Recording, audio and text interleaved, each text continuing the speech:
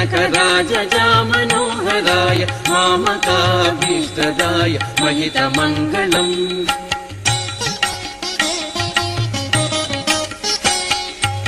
कोसलेशाय मन्दहासदासपोषणाय वासवादिविनुत सद्वरदमङ्गलम्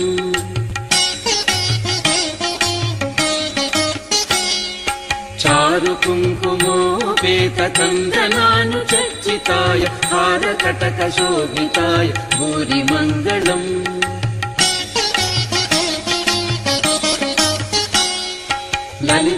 ललितरत्नकुण्डलाय तुलसीवनमालिकाय जलजसदृशदेहाय चारुमङ्गलम्